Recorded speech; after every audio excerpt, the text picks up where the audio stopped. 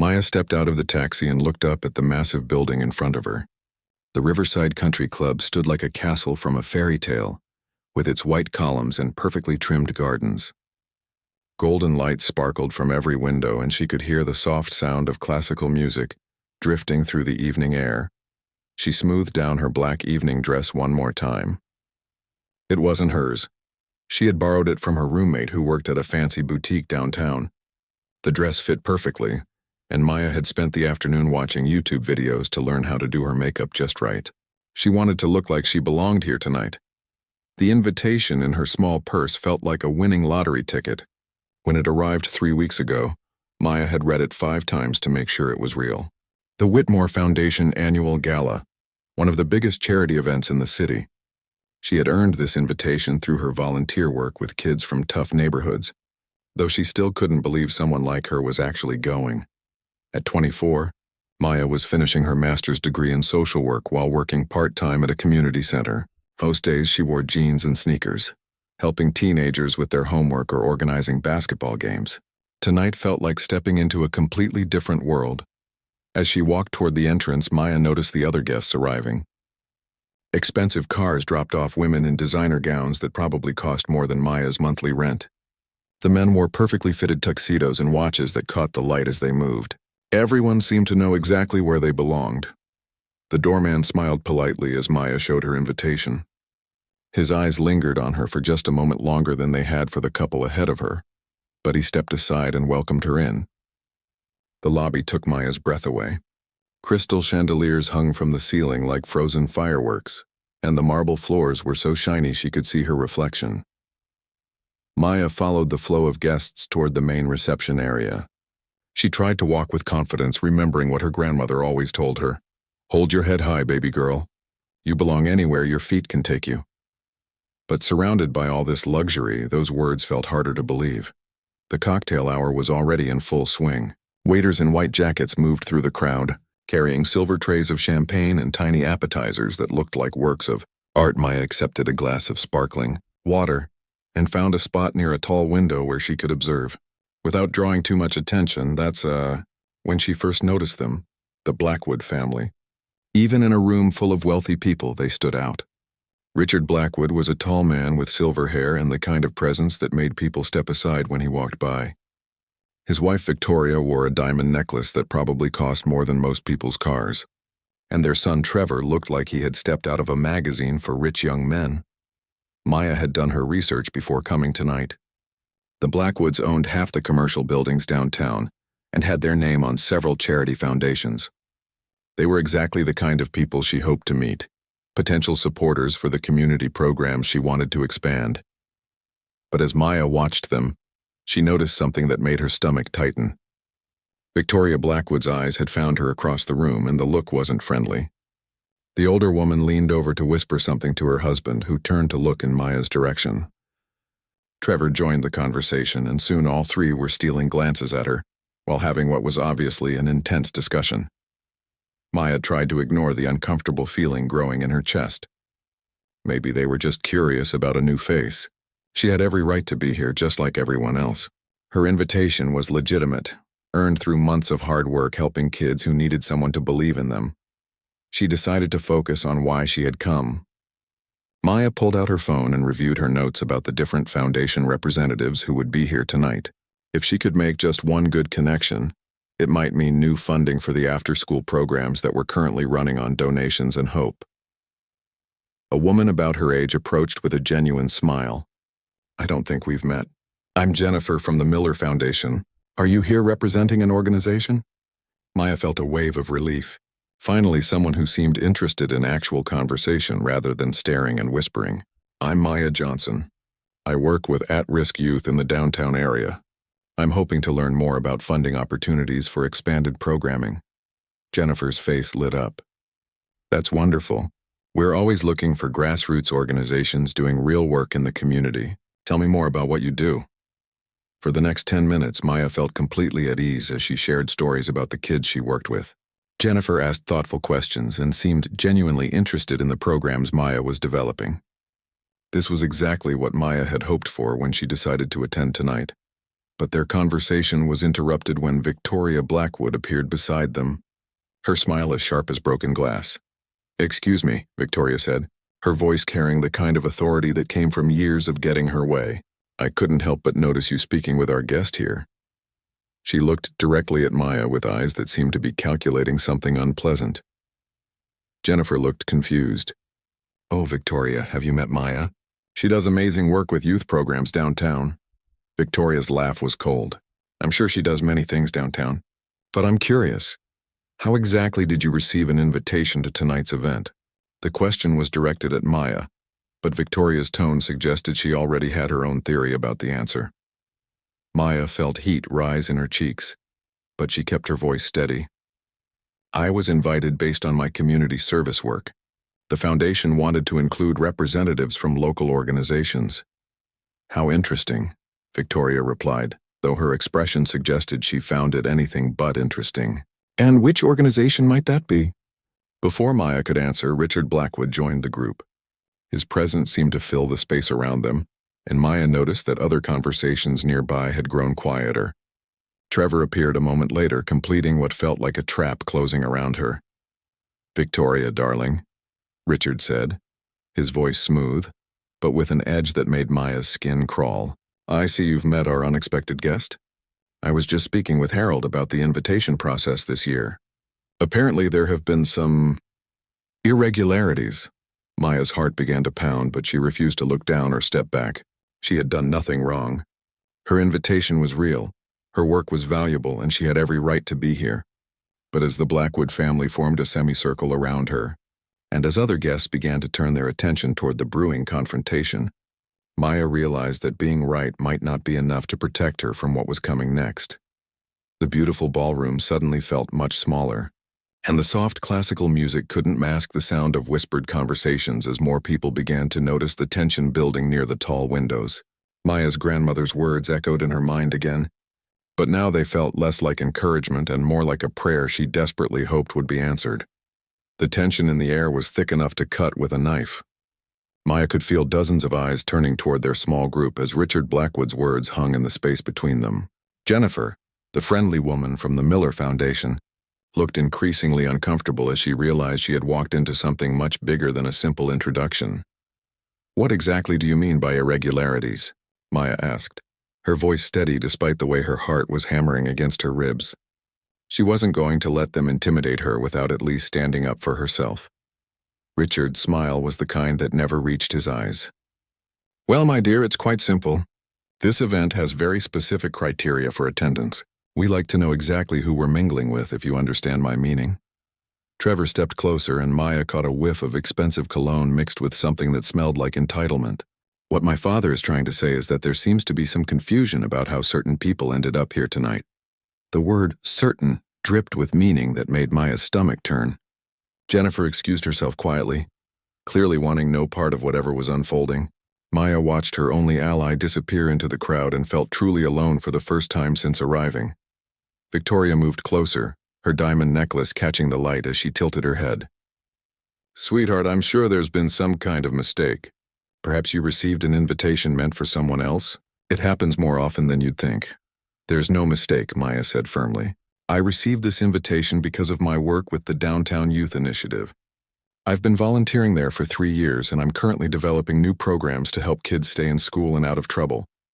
Richard laughed, but there was no humor in it. "Oh, I'm sure you're very involved in that area of town. But you see, this particular event is for established philanthropists and community leaders, people who contribute significant resources to worthwhile causes." The implication was clear, and it hit Maya like a slap across the face. They didn't believe she belonged here, because they couldn't imagine someone who looked like her having anything valuable to contribute to their world of charity and social responsibility. More people were to find. Idly watching now, Maya could see heads turning, phones being discreetly pulled out, and conversations stopping mid-sentence as the drama unfolded. She felt like an animal at the zoo, trapped and on display for everyone's entertainment. "I think there's been a misunderstanding," Maya said, trying one more time to de-escalate the situation. "I'm here because I care about helping kids who don't have the advantages that many of us take for granted. I thought tonight was about supporting those efforts." Victoria's laugh was like glass breaking. Oh, honey, bless your heart. But this isn't some community center fundraiser. This is a serious event for serious people who write serious checks. Trevor pulled out his phone and began typing rapidly. I'm going to check with security about the invitation process. There have been issues in the past with people trying to sneak into events like this. Maya felt her face burning with embarrassment and anger. I didn't sneak in anywhere. I have a legitimate invitation and I have every right to be here. Rights? Richard's eyebrows shot up like she had said something amusing. My dear, rights are one thing. Belonging is quite another. And I think we can all see that there's been some sort of mistake here. A small crowd had begun to form around them, pretending to admire the artwork on the nearby walls while obviously listening to every word. Maya could hear whispered comments that made her skin crawl. Who is she? How did she get in? This is exactly why we need better screening. Someone should call security. The worst part was that some of the comments came from people who had been perfectly polite to her earlier in the evening. Now that the Blackwoods had marked her as an outsider, it was like watching dominoes fall as people chose sides. Victoria moved even closer, her voice dropping to what she probably thought was a confidential whisper, but was clearly intended for the growing audience. Listen, dear, I'm trying to help you here. Why don't you just slip out quietly before this becomes more embarrassing for everyone involved? Maya looked around the circle of faces surrounding her. Some looked hostile, others seemed uncomfortable but unwilling to intervene, and a few appeared to be enjoying the spectacle. Not a single person stepped forward to defend her or question what was happening. I'm not leaving, Maya said, loud enough for everyone nearby to hear clearly. I was invited here because of my work helping kids who need support. If that's not what this event is really about, then maybe the problem isn't with my being here. Richard's face darkened. Are you suggesting that we don't understand what this event is about? Young lady, my family has been supporting charitable causes in this city since before you were born. And I've been working directly with the kids your charitable causes are supposed to help. Maya shot back. I see every day what actually makes a difference in their lives. And it's not fancy parties where people pat themselves on the back for writing checks. The crowd around them had grown larger, and Maya could see phone cameras pointed in her direction. This was quickly becoming a public spectacle, and she knew that no matter what happened next, videos of this confrontation would probably be all over social media within hours. Trevor stepped forward, his face flushed with anger. I don't know who you think you are, but you can't come into our event and insult our family and our guests. I haven't insulted anyone, Maya replied. I've simply stated facts about the work I do. If that feels like an insult, maybe you should ask yourself why. Victoria's mask of polite concern was beginning to slip. This is ridiculous, Harold. She called out to someone in the crowd. Harold, come here. I need you to verify how this person received an invitation to tonight's event. A thin man in an expensive suit pushed through the gathering crowd. Maya recognized him as Harold Whitmore, the foundation director whose name was on the invitation. She felt a moment of hope. Surely he would confirm that she belonged here. But when Harold looked at Maya, his expression was troubled. I'm sorry, but could you remind me of your name again? There have been so many invitations sent out, and I want to make sure I have the right information. Maya's heart sank. She could see in his eyes that he was already choosing the path of least resistance, the one that would avoid conflict with the Blackwood family and their substantial donations to his foundation. Maya Johnson, she said clearly. Downtown Youth Initiative. You sent me an invitation 3 weeks ago with a personal note about wanting to include grassroots organizations in tonight's event. Harold's face went through several expressions: recognition, confusion, and then something that looked like panic. Oh yes, well, there may have been some miscommunication about the nature of tonight's gathering. Richard clapped Harold on the shoulder with the kind of familiarity that came from writing large checks. Harold, I think what you're trying to say is that there's been an administrative error. These things happen. The important thing is that we resolve it quickly and quietly. Maya watched Harold's backbone dissolve in real time.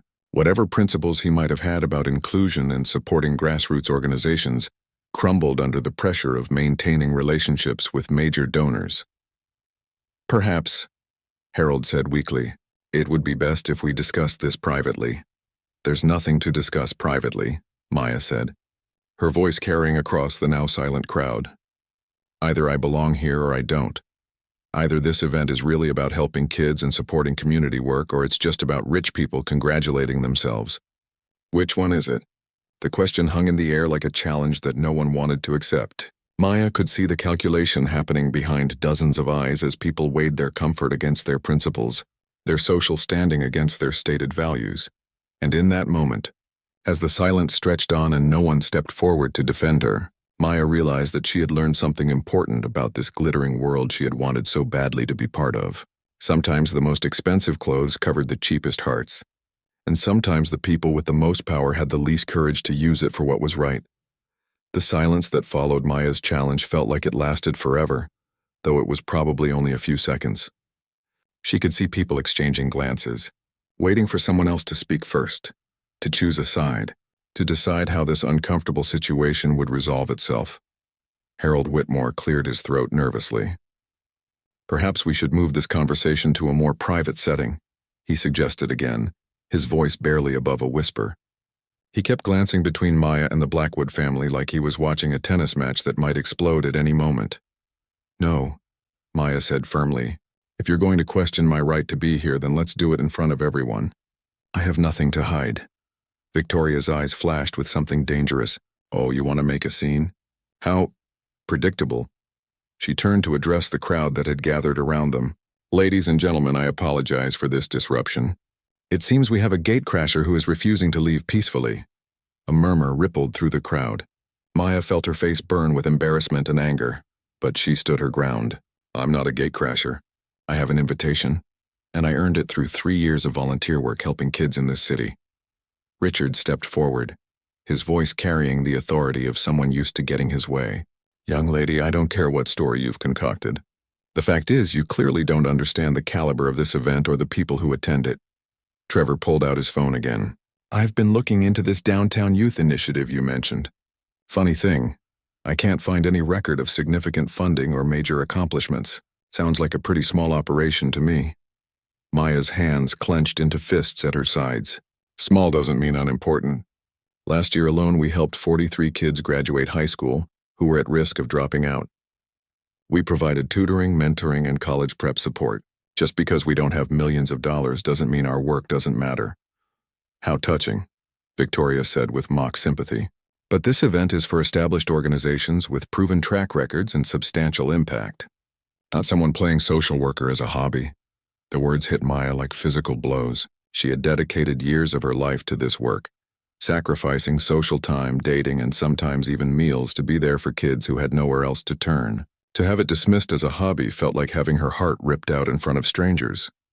"It's not a hobby," Maya said, her voice shaking with emotion she was trying to control. "It's my life's work. Those kids depend on people who actually care about them, not just people who write checks to feel good about themselves." Richard's face turned red. "Are you suggesting that we don't care? My family has donated more money to charitable causes than you'll probably see in your entire lifetime. Money isn't the only way to help people." Maya shot back. "Sometimes it takes actually showing up, actually listening, actually caring about someone beyond what it does for your tax deduction." The crowd around them had grown even larger. Maya could see that some people looked uncomfortable with what they were witnessing, but no one was stepping in to help her. They were all content to watch the drama unfold like it was entertainment. Trevor laughed, but there was no humor in it. "This is rich. Someone crashes our event and then lectures us about caring. The nerve is incredible," Harold finally found. His voice again, though it trembled when he spoke. "Maya, I think it would be best if you left voluntarily. We can discuss your concerns at a later time in a more appropriate setting." Maya stared at him in disbelief. "You're asking me to leave? After you personally invited me? After you told me this event was about bringing together people who are making a difference in the community?" Harold couldn't meet her eyes. "There seems to have been some miscommunication about the nature of tonight's gathering." "The only miscommunication," Maya said loudly enough for everyone to hear, "is thinking that this was actually about helping people instead of just making rich folks feel important." Victoria gasped dramatically. "How dare you? We have raised millions of dollars for worthy causes. What have you raised? What have you actually accomplished besides creating a scene at our event?" Maya felt something break inside her chest.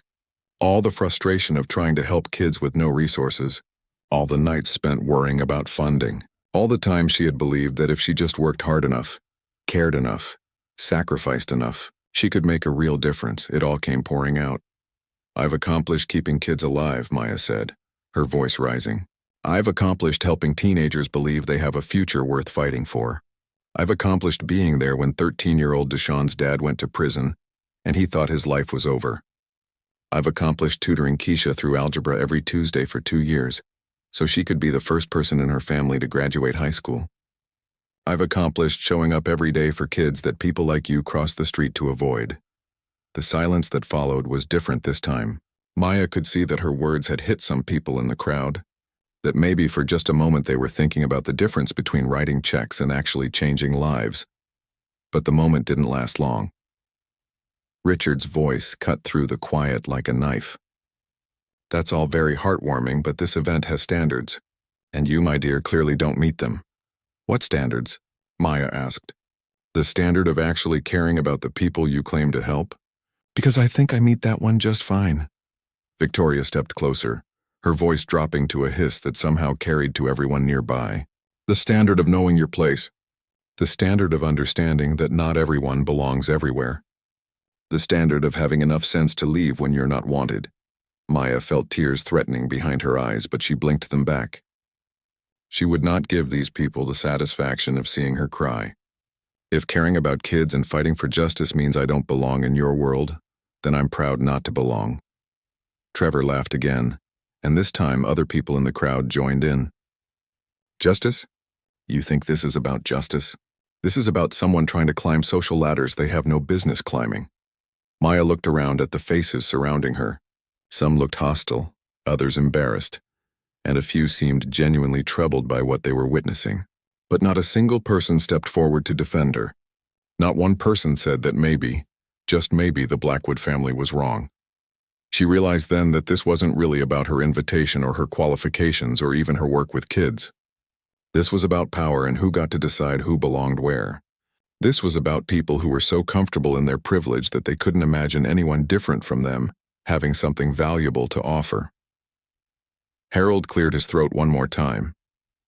"Maya, I really think it would be best for everyone if you left now. We can certainly discuss your concerns through proper channels at a more appropriate time." Maya looked at him with disgust. "Proper channels? You mean channels where you don't have to worry about your major donors getting uncomfortable?" She turned to address the crowd directly. "You want to know what I've learned tonight? I've learned that some people think charity is about helping people, and other people think charity is about helping themselves feel better. I've learned that some people think community service means serving the community, and other people think it means being served by the community's gratitude." Victoria's voice was ice cold. "Are you quite finished with your little speech?" Maya straightened her shoulders and lifted her chin. "Actually, yes, I am finished. But not because you're asking me to leave. I'm finished because I've seen enough to know exactly what this event really is, and it's not what I thought it was." She started to turn away, then stopped and looked back at the Blackwood family. "You know what the saddest part is? Those kids I work with, they have more dignity, more courage, and more heart than anyone in this room, and they do it without designer clothes or trust funds or country club memberships." Richard's face was purple with rage. "Security!" he called out. "I want this person removed from the premises immediately." Maya felt her heart sink as she saw 2 security guards pushing through the crowd toward her. She had stood her ground. She had spoken her truth, but in the end, money and power were going to win just like they always did. But just as the guards reached the edge of the crowd, something changed. Maya heard a commotion near the entrance to the ballroom, voices calling out greetings and recognition. She couldn't see what was happening, but she could feel the energy in the room shift dramatically. Someone important had just arrived, someone important enough to stop even Richard Blackwood from having her thrown out. Maya had no idea who it could be, but for the first time all evening, she felt a tiny spark of hope that maybe, just maybe, this nightmare was about to take a very different turn. The shift in the room's energy was immediate and dramatic. Maya could hear excited whispers spreading through the crowd like wildfire, though she couldn't make out the words over the sound of her own heartbeat. The security guards who had been approaching her suddenly stopped, looking uncertain as they glanced toward the main entrance. "Dr. Thompson," someone called out from across the room. What an unexpected pleasure. Maya's breath caught in her throat. She turned toward the voice and saw the crowd parting like the Red Sea as a distinguished man in an impeccable black tuxedo made his way through the ballroom. Dr. David Thompson moved with the kind of quiet confidence that came from years of saving lives and commanding respect in operating rooms. His silver hair was perfectly styled, and his warm brown eyes scanned the crowd with the practiced ease of someone comfortable in any social situation. But Maya could see something else in his expression: concern, and a hint of barely controlled anger as his gaze took in the scene unfolding in front of him. Richard Blackwood's face had gone pale. "Dr. Thompson," he stammered, suddenly looking like a schoolboy caught misbehaving. We weren't expecting you tonight." Dr. Thompson's smile was polite but cool as he approached the group. "I finished surgery earlier than expected and decided to stop by. I hope I'm not interrupting anything important." Victoria Blackwood immediately transformed, her hostile demeanor melting into a sugary smile that made Maya's stomach turn. "Of course not. We're always delighted to see you. You know how much we value your contributions to the foundation." Maya watched this transformation with fascination and growing hope. Whoever Dr. Thompson was, he clearly had the kind of power that made even the Blackwood family nervous. She had heard the name before but couldn't quite place where. Harold Whitmore rushed forward, practically tripping over himself in his eagerness to greet the newcomer. "Dr. Thompson, this is such an honor. We received your donation, of course, but we didn't expect you to attend personally." Dr. Thompson nodded politely to Harold, but his attention was clearly focused on Maya and the crowd surrounding her. "I see you've gathered quite an audience here. What seems to be the discussion?" Trevor, who had been so bold and aggressive just moments before, now seemed to shrink under Dr. Thompson's gaze. "Oh, it's nothing really. Just a small matter we were resolving." "A small matter?" Dr. Thompson's eyebrows rose slightly. His voice remained calm, but Maya could hear steel underneath the polite tone. "It looks rather significant from where I'm standing. Perhaps someone could explain what's happening here." Richard cleared his throat nervously. "Well, there seems to have been some confusion about tonight's guest list. This young woman appears to have received an invitation through some kind of administrative error." Dr. Thompson's gaze moved to Maya, and she felt her breath catch again. There was something familiar about his eyes, something that reminded her of looking in the mirror, though she couldn't quite place why. "An administrative error?" Dr. Thompson repeated, his tone suggesting he found that explanation highly unlikely. "And what makes you so certain it was an error?" Victoria jumped in, her voice taking on the patronizing tone she had been using with Maya all evening. "Well, it's quite obvious that she doesn't belong at an event of this caliber. I mean, look at her." Dr. Thompson's expression darkened. "Look at her? And what exactly should I be looking at?" The question hung in the air like a trap waiting to spring. Victoria suddenly seemed to realize that she was walking into dangerous territory, but she had gone too far to back down now. "I just mean," Victoria said carefully, "that this event is for established philanthropists and community leaders, people with significant resources and proven track records of charitable giving." "I see," Dr. Thompson said quietly. "And you've determined that this young woman doesn't meet those criteria, Howie?" "Exactly." Maya watched Richard and Victoria exchange nervous glances. They were clearly realizing that they had made assumptions they couldn't voice out loud without revealing their true motivations. Trevor, apparently not as smart as his parents, decided to double down. "Look, sir, I'm sure you understand. This event has a certain standard. We can't just let anyone walk in off the street." Dr. Thompson turned his full attention to Trevor, and Maya watched the young man physically step backward under the intensity of that gaze. "Anyone? That's an interesting choice of words. What exactly do you mean by anyone?" Harold tried to intervene, his voice shaking. "Dr. Thompson, perhaps we could discuss this privately." "No," Dr. Thompson said firmly. "I think this is exactly the kind of conversation that should happen publicly. After all, if we're going to question someone's right to be at a charitable event, we should be willing to explain our reasoning to everyone present." Maya felt a surge of gratitude toward this stranger, who was willing to stand up for her when no one else would. She still didn't understand who he was or why he commanded such obvious respect, but she was thankful he had arrived when he did. Dr. Thompson stepped closer to Maya, and when he spoke, his voice was gentle but carried to everyone in the crowd. "I don't believe we've been properly introduced. I'm Dr. David Thompson. Maya's world tilted on its axis. Dr. David Thompson. Her father. The man she hadn't seen in person for 3 years. Not since the huge fight they'd had about her choice to pursue social work instead of medicine. The man who had walked out of her graduation ceremony when she announced she was changing her major from pre-med to social work. Dad? The word escaped her lips before she could stop it. Barely a whisper, but loud enough for the people nearby to hear. The collective gasp from the crowd was audible. Maya watched as realization dawned on face after face around them. Richard Blackwood looked like he might faint. Victoria's mouth fell open in a way that would have been comical under different circumstances. Trevor stood frozen like a deer in headlights. Dr. Thompson's expression softened as he looked at his daughter. Hello, Maya. I'm sorry I'm late. Harold Whitmore made a choking sound. Your daughter? Yes, Dr. Thompson said, his voice carrying a note of pride that Maya hadn't heard in years. My daughter, Dr. Maya Thompson, though she kept her mother's maiden name for her work. She's completing her master's degree in social work, while running one of the most effective youth intervention programs in the city. Maya stared at her father in shock. He had been following her work? He knew about her programs? Dr. Thompson continued, his voice growing stronger. Maya has dedicated her life to helping children whose society has written off. She works 16-hour days for barely enough money to pay her rent, because she believes every child deserves a chance at a better life. She has personally mentored dozens of at-risk youth, helping them graduate, get jobs, and break cycles of poverty and violence. The silence in the ballroom was deafening. Maya could see phones being quietly put away as people realized they definitely did not want to be recorded participating in what had just become a very different kind of sing. Richard Blackwood's voice came out as a croak. Dr. Thompson, we had no idea. If we had known what? Dr. Thompson's voice cut through the air like a scalpel. That she was my daughter? And that would have changed how you treated her? Because she certainly didn't deserve basic respect and human dignity on her own merits? Victoria looked like she was going to be sick. We were just... There seemed to be some confusion.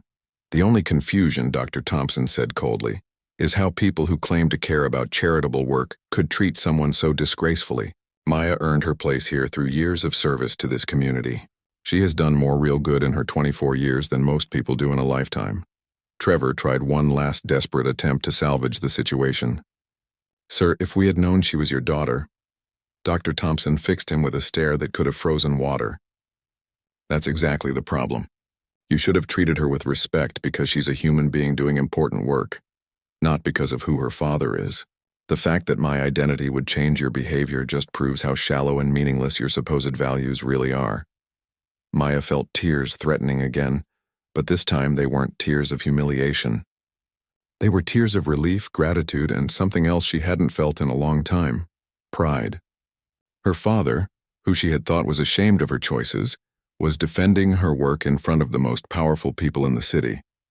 Harold tried one more time to control the situation. Perhaps we should all move to a private dining room where we can discuss this more comfortably. Oh no, Dr. Thompson said with a smile that wasn't at all friendly. I think we're exactly where we need to be. After all, this entire confrontation has been quite public so far. It would be unfair to move to privacy now, don't you think? Maya watched as the Blackwood family seemed to shrink before her eyes, their earlier confidence and aggression replaced by obvious panic as they realized the full scope of their mistake. They had picked a fight with someone they thought was powerless, only to discover she was anything but. Dr. Thompson moved to stand beside Maya, and she could feel the power shift in the room like a physical force. The man who commanded operating rooms with life-and-death decisions now commanded this ballroom, with the same quiet authority. I think, Dr. Thompson said, his voice carrying clearly across the silent crowd, that some clarifications are in order. My daughter Maya has spent the last 3 years building programs that have kept dozens of children alive, in school, and off the streets. The Downtown Youth Initiative has a 93% success rate in helping at-risk teenagers graduate high school, a rate that most established organizations would envy. Richard Blackwood opened his mouth to speak, but Dr. Thompson continued as if he hadn't noticed. Maya has done this work with almost no funding, relying on volunteers and donated supplies. She has personally tutored children who couldn't afford help, driven them to job interviews when they had no transportation, and sat in hospital waiting rooms when they had no family to care whether they lived or died. Maya felt her father's hand gently touch her shoulder, and the simple gesture nearly broke her composure. She had spent so long thinking he was disappointed in her choices, ashamed that she hadn't followed him into medicine.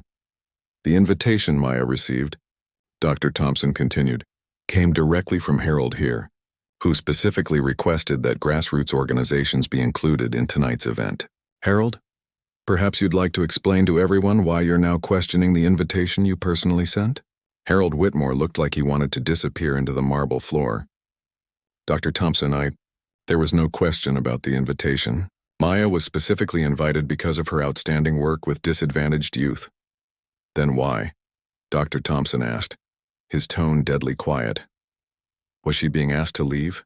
The silence stretched so long that Maya could hear the faint sound of traffic outside the building. No one wanted to answer that question because the real answer would expose everything ugly about what had just happened. Victoria tried to salvage something from the wreckage. Dr. Thompson, there was simply a misunderstanding. We weren't aware of Maya's credentials. Her credentials? Dr. Thompson's eyebrows rose. What credentials were you looking for exactly? A certain bank account balance? A particular zip code? A specific skin color? The words hit like physical blows. Several people in the crowd actually stepped backward, as if trying to distance themselves from the ugly truth that had just been spoken out loud. Trevor, apparently still not understanding the depth of his family's mistake, tried to defend himself. That's not fair. We don't what? Dr. Thompson asked. Don't judge people by their appearance?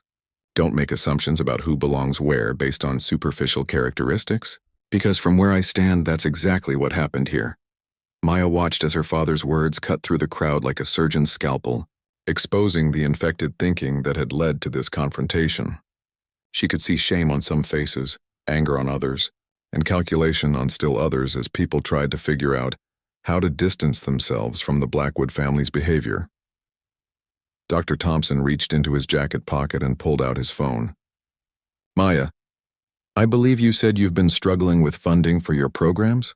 Maya nodded, still too overwhelmed to speak. Harold, Dr. Thompson said, turning to the foundation director, I'm going to make some calls tonight. I think it's time the medical community took a more active interest in community-based intervention programs. Prevention, after all, is always better than treatment. Harold's face lit up with relief and desperation.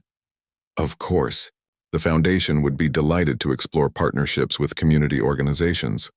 I'm sure you would, Dr. Thompson said dryly, though I suspect your enthusiasm might have been different an hour ago. Richard Blackwood finally found his voice, though it shook when he spoke.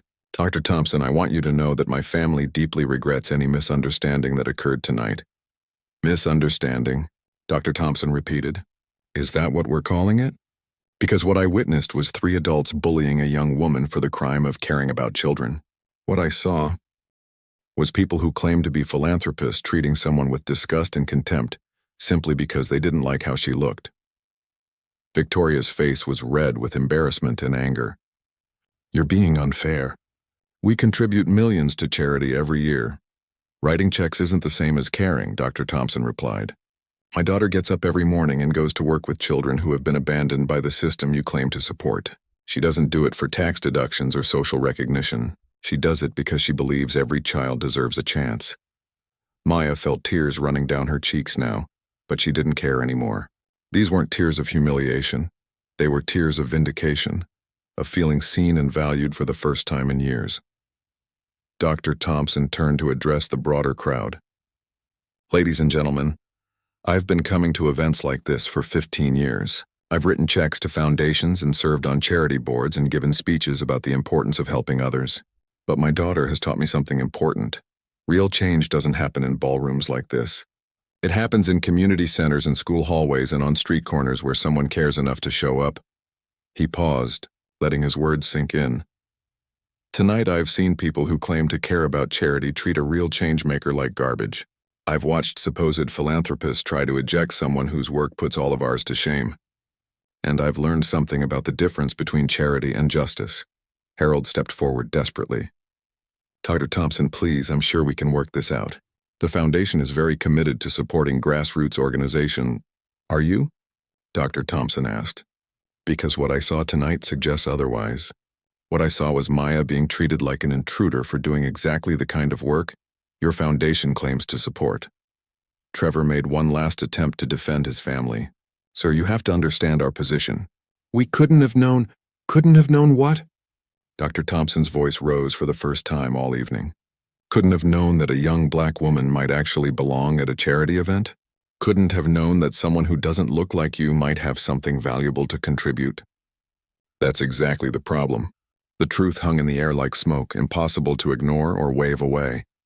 Maya could see people throughout the crowd looking uncomfortable, realizing that they had been complicit in something they now desperately wanted to distance themselves from. Dr. Thompson pulled out his phone again. Maya, I'm going to make some calls. By tomorrow, you'll have funding offers from 3 different medical foundations. Real funding, not token amounts. Enough to expand your program citywide. Maya finally found her voice. Dad, Thank you. He smiled at her, and for the first time in years it reached his eyes. I should have said this a long time ago. I'm proud of you. I was wrong to think medicine was the only way to heal people. You've been healing this community for years. Richard Blackwood tried one more desperate attempt at damage control. Dr. Thompson, surely we can put this unfortunate incident behind us, can we? Dr. Thompson asked. Because I'm not sure we can. You see, the medical center where I work has several contracts with Blackwood Properties. We've been looking for partners who share our values of service and community investment. After tonight, I think we need to reconsider whether your company really shares those values. The color drained from Richard's face. Maya could see him calculating the financial impact of losing those contracts, understanding for the first time that there would be real consequences for what had happened tonight. Dr. Thompson turned back to Maya. Are you ready to leave? I think we've spent enough time in this particular environment. Maya nodded, but before they could move, something unexpected happened. A woman from the crowd stepped forward. Someone Maya didn't recognize, elegantly dressed but with kind eyes. Excuse me, the woman said. I'm Dr. Patricia Williams from the Children's Hospital Foundation. Maya, I've heard about your work tonight, and I'd like to talk with you about funding opportunities. Real opportunities, not charity. Then another voice spoke up. I'm James Chen from the Education Trust. We've been looking for community partners exactly like your organization. One by one, people began stepping forward, genuine philanthropists who had been watching the confrontation with growing disgust. Maya realized that while the Blackwood family had been making enemies tonight, she had been making allies. As they prepared to leave, Dr. Thompson turned back to face Richard Blackwood one last time. You know what the saddest part about tonight is? You had the chance to meet someone doing extraordinary work, to learn from her, to support real change in this community. Instead, you chose to judge her by everything except what mattered. That's not just wrong, it's wasteful. Maya walked out of the ballroom beside her father, surrounded by people who wanted to support her work. Behind them, she could hear the Blackwood family trying to explain themselves to a crowd that was no longer listening. 6 months later, Maya's programs had expanded to serve over 300 children across the city. The Downtown Youth Initiative had received major funding from multiple sources and had been featured in national publications as a model for community-based intervention. Richard Blackwood's company lost several major contracts, and the family found themselves quietly excluded from many of the social events they had once dominated. More importantly, they had learned that in a world where reputation mattered above all else, treating people with cruelty and contempt carried a price they couldn't afford to pay. Maya never forgot the lesson of that night. That real power came not from what you owned or who you knew, but from what you did for others when no one was watching. And she never forgot that sometimes, when you stand up for what's right, the universe has a way of sending exactly the help you need, exactly when you need it most.